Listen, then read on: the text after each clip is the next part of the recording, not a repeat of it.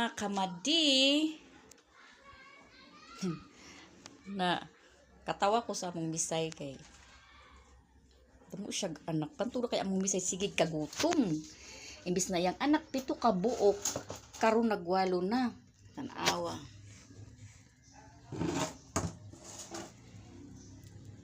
Kini dako na ni nanguwag na ni iyaning pinakaanak.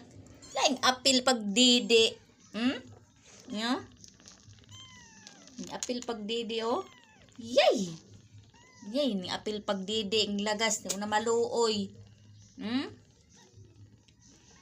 Unsa ka man ni apil man kagdidi din ha. Na maluoy sa imong mga igsoon kadadamo ana. Nagkipil ng inahan, walo na mo tanan nagdidi. Wari ba niya ang kukoy sagli niya mga igsoon wa nay madidi kay siya nang nagtinutoy. Dali ning Bisaya we. Kaluoy ang tawon. Kalamni ano mga Bisaya ni oh.